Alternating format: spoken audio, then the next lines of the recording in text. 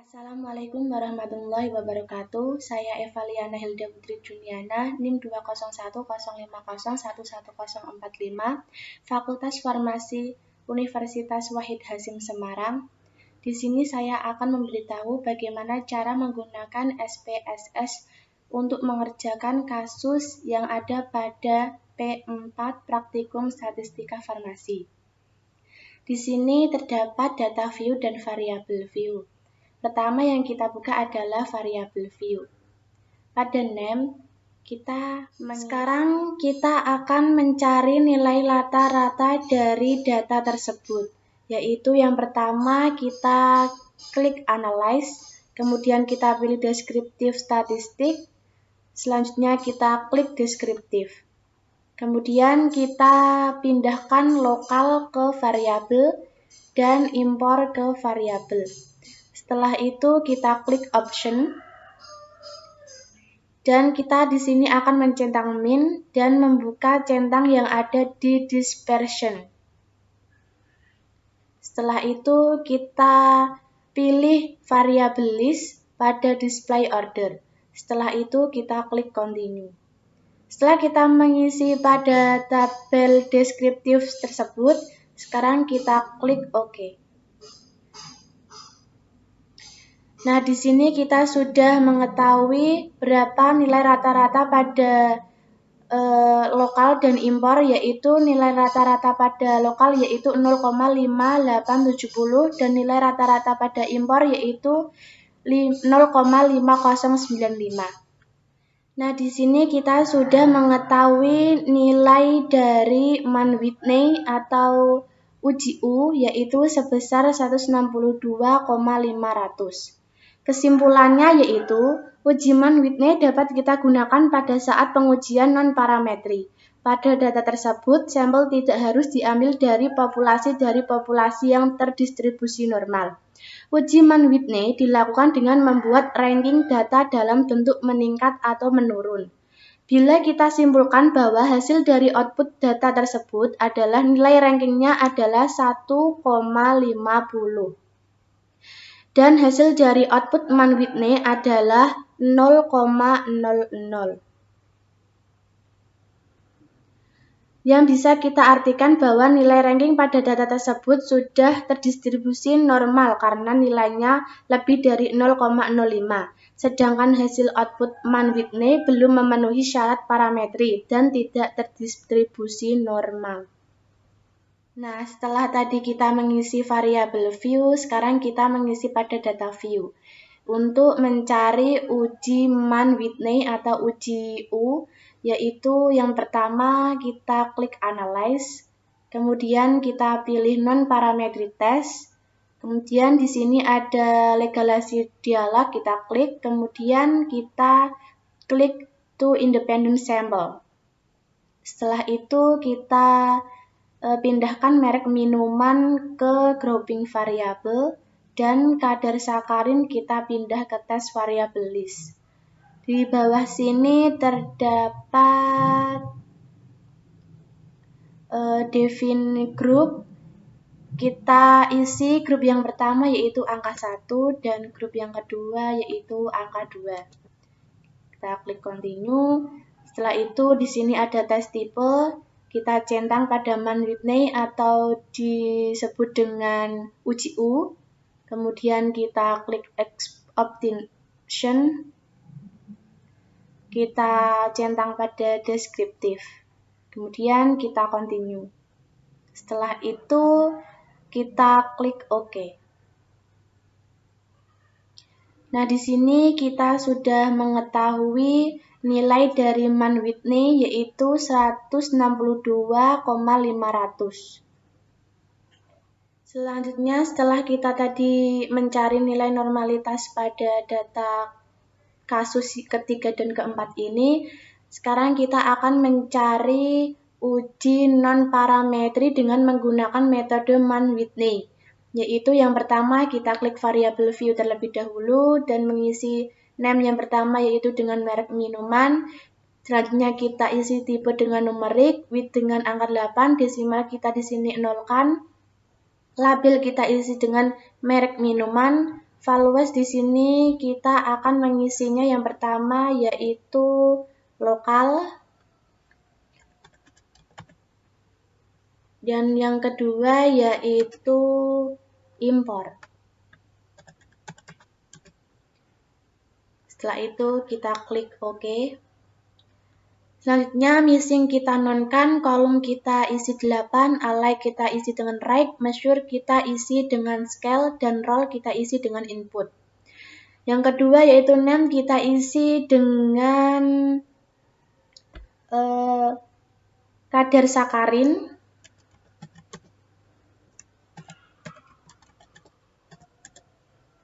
Tipe diisi dengan numerik, width diisi dengan 8, desimal kita di sini mengisinya dengan 2, label di sini kita akan mengisinya dengan kadar sakarin.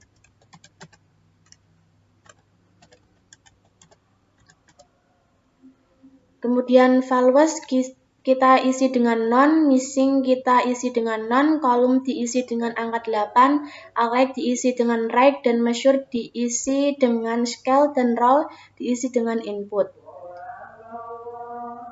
Nah, di sini saya sudah mengisi data view pada tabel berikut.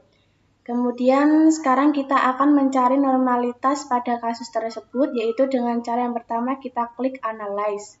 Kemudian kita pilih Descriptive Statistik, kemudian kita klik Explore. Setelah itu kita pindahkan lokal ke Dependent List, kemudian import ke Dependent List. Di display kita ganti dengan plot. Pada plot di sini kita ganti pada box plot ke non, dan kita buang centang dari deskriptif. Kemudian kita klik normality plot with test. Setelah itu kita klik continue. Selanjutnya kita klik OK.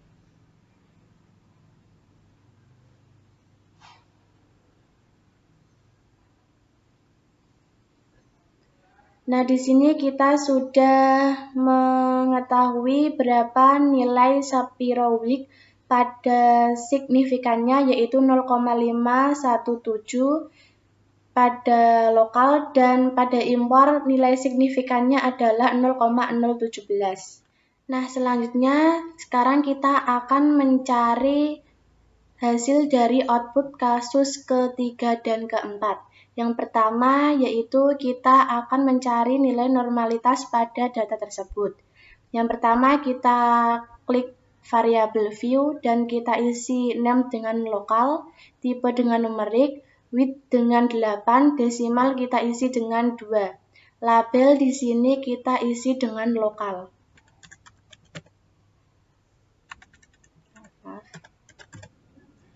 Kemudian values kita isi dengan non, missing kita isi dengan non, kolom kita isi dengan 8, align kita isi dengan right, measure kita isi dengan scale, dan role kita isi dengan input. Name yang kedua yaitu import.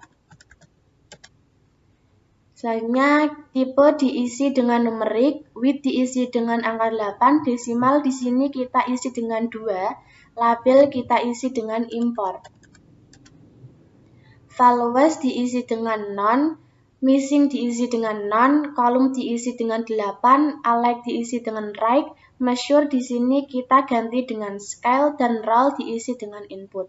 Selanjutnya, setelah kita mengisi data variabel view, sekarang kita akan mengisi data view. Selanjutnya, setelah kita mencari nilai normalitas dan nilai homogenitas, sekarang kita akan mencari rata-rata pada data tersebut. Yaitu yang pertama kita klik Analyze, kemudian kita pilih Descriptive Statistik, kemudian kita pilih Deskriptif. Selanjutnya kita akan memindahkan mula-mula pada variabel. Dan pemanasan kita pindahkan ke variabel. Selanjutnya kita klik option. Di sini kita akan mencentang min, kemudian di dimension kita akan mengubah yang centang. Kita klik seperti ini, kemudian kita klik variabel list pada display order. Setelah itu kita klik continue. Setelah itu kita klik OK. Nah, di sini kita sudah mendapatkan nilai rata-rata pada mula-mula dan pada pemanasan pH emulsi tersebut. Kesimpulannya bahwa yang menjadikan dasar untuk melakukan uji T berpasangan dalam kasus pada data ini adalah untuk mengetahui bagaimana hasil dari uji T digunakan untuk memenuhi perbedaan nilai rata-rata antara dua kelompok.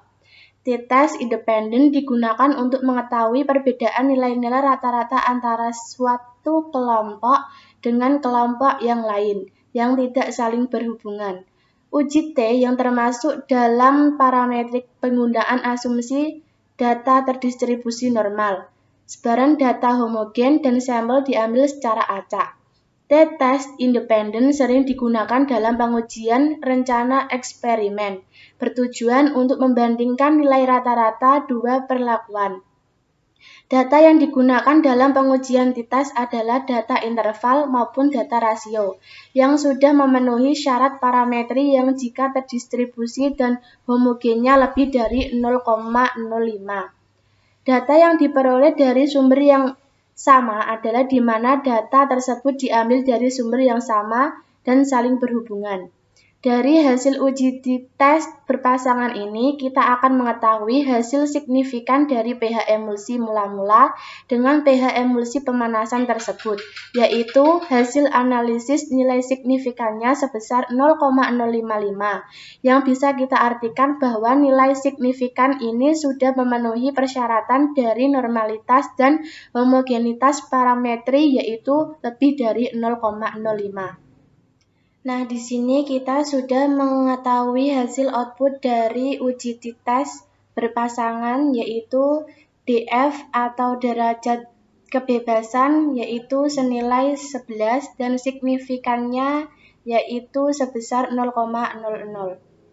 Nah, di sini saya sudah mengisi data pada variabel view dan sekarang kita akan menganalisis dari uji T berpasangan, yaitu dengan cara pertama kita klik analyze, kemudian kita pilih compare min, dan kita klik pada pirate sample t-test. Kemudian yang pertama kita akan mengisi pemanasan pada variabel pertama dan mula-mula pada variabel kedua. Setelah itu kita klik OK. Nah, di sini kita sudah mengetahui berapa nilai dari DF atau setelah kita mencari nilai normalitas dan homogenitas, selanjutnya kita akan mencari nilai T berpasangan pada kasus pertama dan kedua ini. Yang pertama kita membuka variabel view. Di sini name kita akan mengisinya dengan mula-mula. Kemudian selanjutnya tipe kita isi dengan numerik, width diisi dengan angka 8, desimal di sini kita isi dengan 2. Label diisi dengan mula-mula. Selanjutnya values kita nonkan, missing kita nonkan, kolom kita isi dengan 8, array kita isi dengan right, measure kita ganti dengan scale, dan roll kita isi dengan input. Kemudian yang kedua yaitu name diisi dengan pemanasan. Selanjutnya kita isi numerik dan width diisi dengan 8, desimal diisi dengan 2. Label kita di sini isi dengan pemanasan. Values diisi dengan non, missing diisi dengan non, kolom diisi dengan angka 8, array diisi dengan right, dan measure di sini kita ganti dengan scale, roll kita isi dengan input. Selanjutnya setelah kita mengisi data pada variabel view, sekarang kita akan mengisi pada data view. Nah, di sini saya sudah mengisi data view pada tabel berikut. Selanjutnya, kita akan mencari nilai homogenitas pada data tersebut, yaitu yang pertama dengan cara kita klik Analyze, kemudian kita pilih Descriptive Statistic, kemudian kita pilih Explore. Nah, di sini jenis emulsi kita pindah ke Factor List. Dan pH emulsi kita pindah ke Dependent List. Kemudian kita klik statistik. Di sini statistik pada deskriptif harus dicentang. Dan pada confidence interval for mean diisi dengan 95%. Kemudian kita continue. Setelah itu kita klik plot. Plot di sini pada box plot kita ganti dengan none. Dan pada deskriptif, kita tidak usah mencentangnya. Kemudian pada spirit versus level with level test, kita ganti dengan power estimation. Kemudian setelah itu kita klik continue. Setelah kita mengisi pada data explore tersebut, sekarang kita klik OK.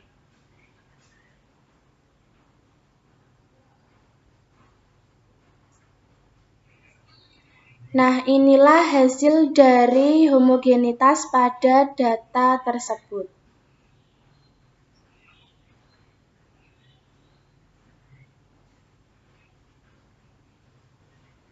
Setelah kita tadi sudah mencari nilai normalitas pada data tersebut, selanjutnya kita akan mencari nilai homogenitas pada data tersebut. Yaitu, yang pertama kita buka variabel view. Dan mengisi name dengan jenis emulsi, tipe dengan numerik, width dengan 8, desimal di sini kita isi 0. Label diisi dengan jenis emulsi.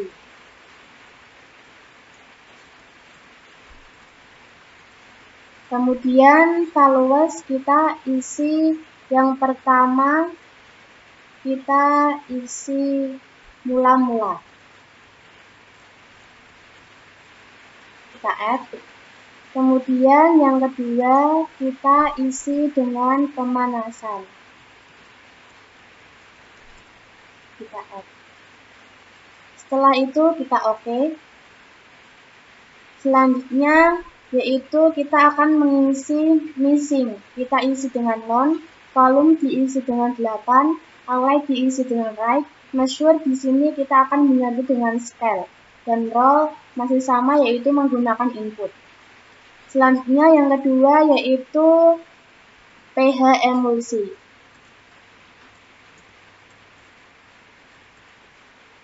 Tipe di sini kita isi dengan numerik, width diisi dengan 8, desimal diisi dengan 2, dan label diisi dengan pH emulsi.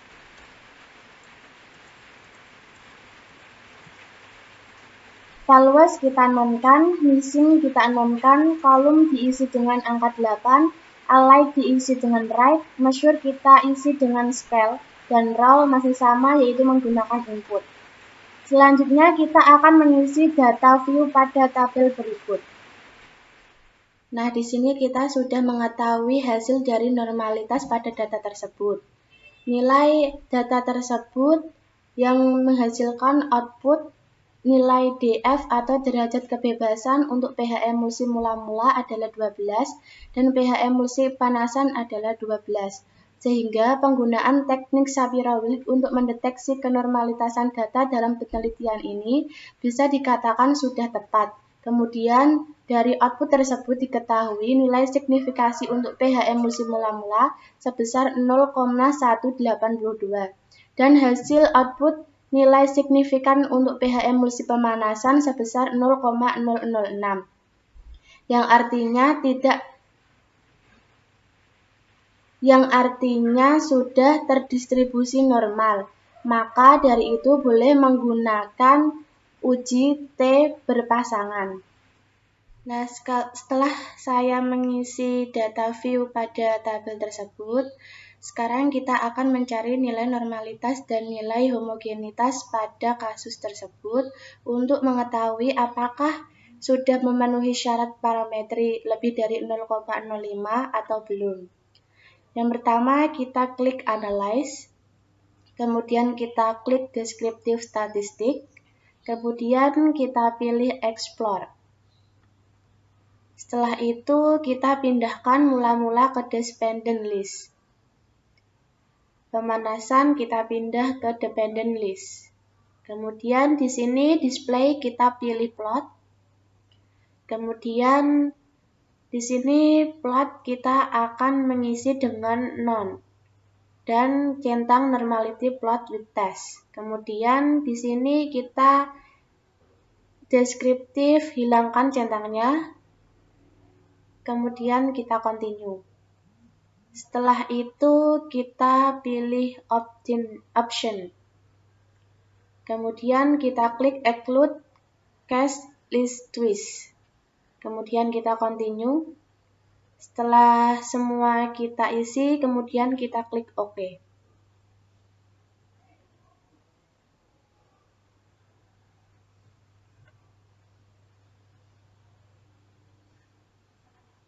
Nah, di sini kita sudah mengetahui nilai dari signifikan mula-mula dan nilai dari signifikan pemanasan. Di sini hasil dari nilai signifikan mula-mula adalah 0,055 yang artinya lebih dari 0,05. Nah, pertama di sini kita akan mengisi variabel view terlebih dahulu. Name di sini kita isi dengan mula-mula.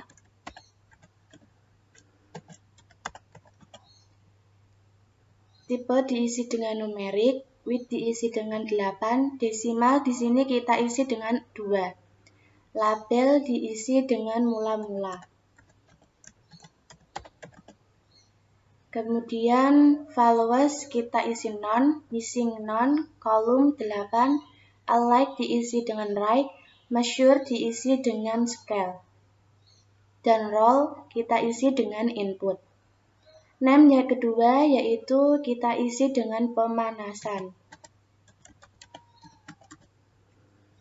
Selanjutnya kita isi tipe. Tipe di sini kita isi numerik, width kita isi dengan angka 8, desimal di sini kita isi dengan 2. Label diisi dengan pemanasan. Followers diisi dengan none, missing diisi dengan none, kolom diisi dengan angka 8, alike diisi dengan right, measure kita di sini akan mengisinya dengan scale, dan role kita isi dengan input. Setelah itu kita akan mengisi data view. Sekian presentasi dari saya. Apabila ada kata-kata yang kurang berkenan, saya mohon maaf sebesar-besarnya. Wabillahi taufiq wal hidayah. Wassalamualaikum warahmatullahi wabarakatuh.